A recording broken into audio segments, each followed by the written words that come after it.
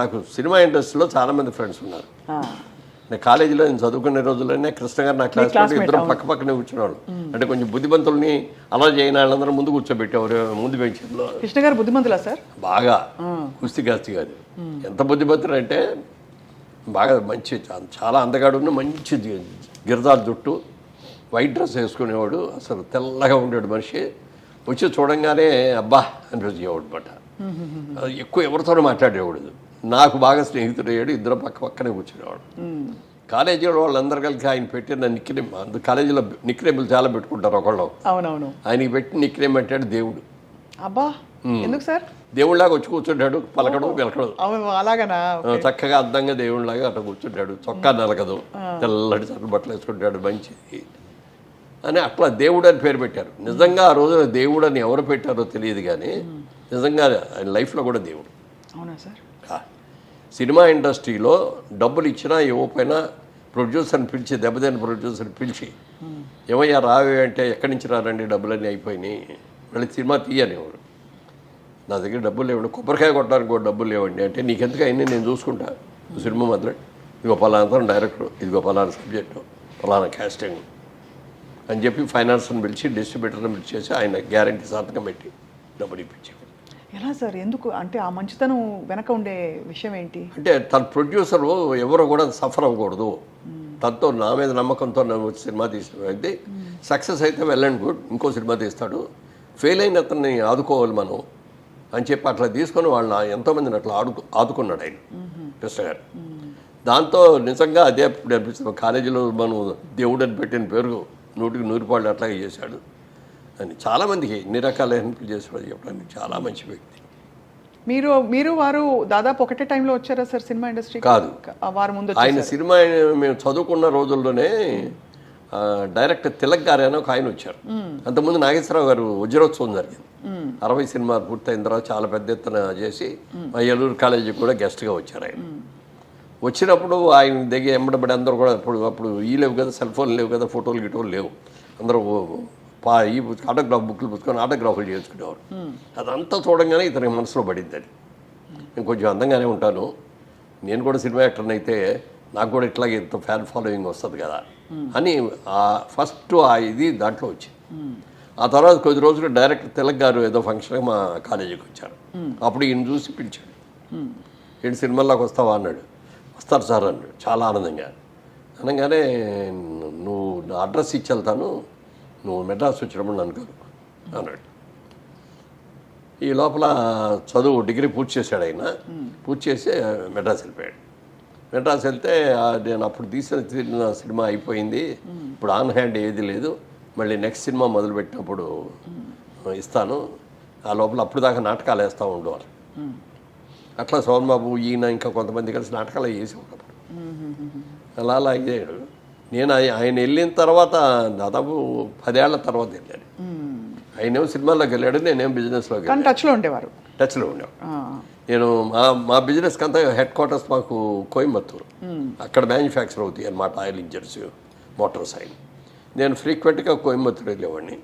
తిరిగి వచ్చేటప్పుడు మెడ్రాస్లో ఆగి ఆ రోజంతా అక్కడ ఉండి నెక్స్ట్ డే నైట్ విజయవాడ వచ్చేవాడిని. అప్పుడు వెళ్ళటం, కలుసుకోవటం, మాట్లాడుకోవటం అవన్నీ.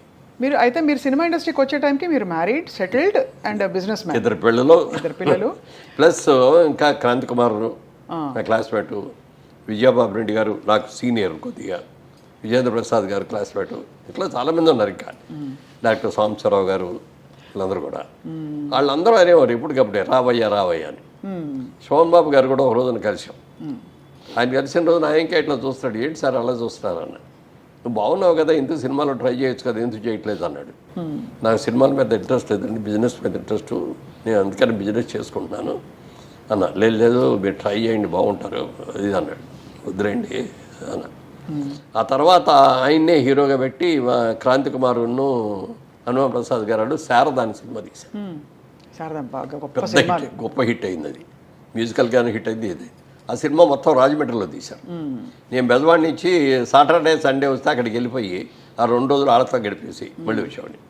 అప్పుడు కూడా 4-5 సార్లు అన్నాడు ఆయన, లేదు రాజుబాబు, అప్పుడు నా పేరు రాజుబాబు గారు మీరు ట్రై చేయండి బాగుంటుంది మీరు అది అన్నాడు. వదిలేండి సార్, బిజినెస్ చాలా బాగుంది, నేను దీన్ని వదిలి రాలేనండి అన్న. అన్న తర్వాత అనుకోకుండా అట్లూరు పూర్చంద్రరావు గారి దగ్గర నుంచి ఆఫర్ వచ్చింది. వాళ్ళ సినిమాలో హీరో అని, డైరెక్ట్ హీరో. ఉన్న జనరల్గా చిన్న క్యారెక్టర్ నుంచి లేకపోతే సెకండ్ హీరో నుంచి హీరో అవుతారు కదా, ఇదేదో డైరెక్ట్ ఆఫర్ వచ్చేసింది మనకి, ట్రై చేద్దామా అని ఆలోచన వచ్చినా సరే ముందు నా వైఫ్ని అడగాలి, ముఖ్యంగా పేరెంట్స్ని అడగాలి అని చెప్పి పేరెంట్స్ని అడిగాను. ముందు అడిగితే మనకి ఎందుకు, శుభ్రంగా బిజినెస్ చేసుకుంటున్నావు కదా, ఇప్పుడు మళ్ళీ సినిమాలు ఎందుకు అన్నారు. సరే మా ఆవిడ దగ్గరికి వెళ్ళేటప్పటికీ ఆలోచించి, ఇది మీరు ట్రై చేసింది కాదు, ఈ ఆఫర్ మీకే వచ్చింది. లక్ష్మీదేవి వచ్చే తలుపు ఒకసారి కొడద్దు అంటారు. వచ్చినప్పుడు తలుపు తీస్తే ఆ లక్ష్మీదేవి మనకి ఇంట్లోకి వస్తుంది. మనం తలుపు తీయకుండా ఉంటే ఆ లక్ష్మీదేవి ఎక్కడ పక్కెట్టుకో ఇంకో ఇంటికి వెళ్ళిపోతుంది. మీకు అవకాశం ఒక ట్రైల్ వేయండి, తప్పే ఉంది. మన బిజినెస్ ఎక్కడ ఉంది, షూటింగ్ అయిన రోజులు మీరు అక్కడే ఉండాలి.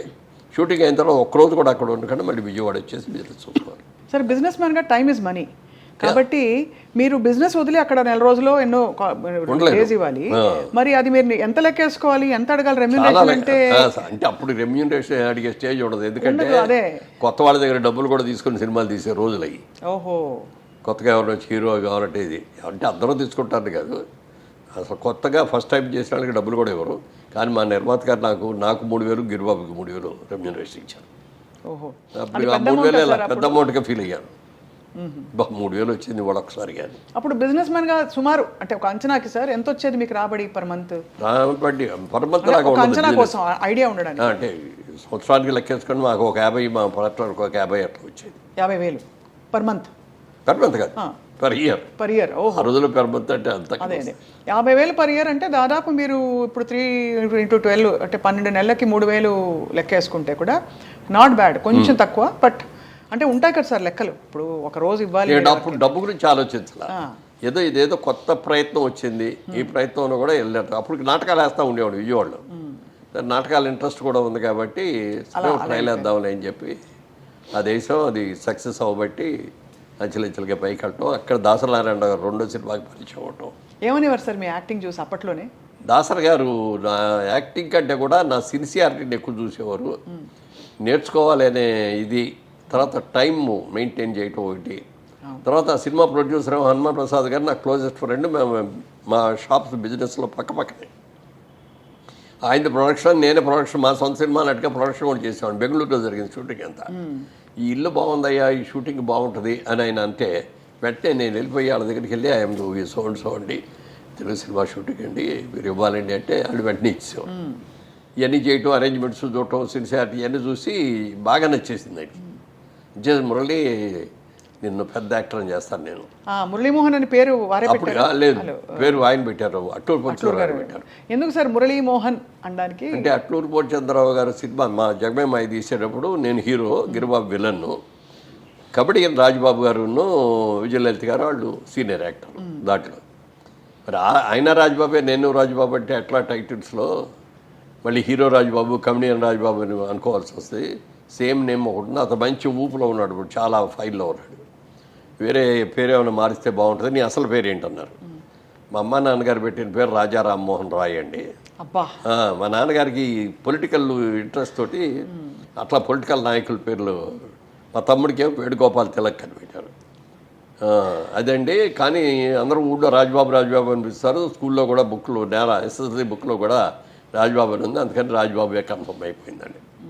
అయితే రాజా రామ్మోహన్ రాయ్ అంటున్నారు కదా, మోహన్ అని పెట్టుకుందాం, అదంటే పెద్ద పేరులాగా ఉంది, మోహన్ అని పెడదామా అన్నారు. ఓకే అండి అని ప్రెస్లో అనౌన్స్ చేస్తే ప్రెస్లో ఎవరో అన్నారు, ఏమంటే మోహన్ అంటే ఏదో కట్ చేసినట్టుగా ఉంది, రామ్మోహన్, కృష్ణమోహన్ లాగా మురళీమోహన్ ఏదో అట్లా అంటే బాగుంటుందండి అని వెంటనే అన్నారు. మురళీమోహన్ ఎలా ఉంది మురళి అన్నారు. రాజబాబు గారు అంటే బాగుంది సార్ అన్న అనగానే అది కన్ఫర్మ్ అయింది.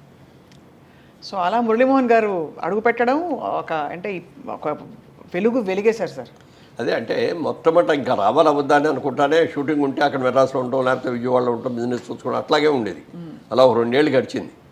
2 ఏళ్ళు గడిచిన తర్వాత నెంబర్ ఆఫ్ ఫిల్మ్స్ వచ్చేసి ఒక్కరోజు కూడా హైదరాబాద్ వెళ్ళలేదు, విజయవాడ వెళ్ళడానికి ఖాళీ ఉండేది కాదు. ఇక మనం సెటిల్ అయ్యాం, మనం దీని మీద ఇది అవ్వచ్చు అన్నప్పుడు ఫ్యామిలీ షిఫ్ట్ చేసి అప్పుడే బిజినెస్ కూడా పార్ట్నర్ దగ్గరికి వెళ్ళామని, మీరు తీసేసుకోండి నేను ఇక రాలేను అని చెప్పంటే ఆయన, మీరు లేకుండా నేను బిజినెస్ చేయలేను, నా వల్ల కాదు, క్లోజ్ చేసేద్దామండి అంటే బిజినెస్ క్లోజ్ చేసి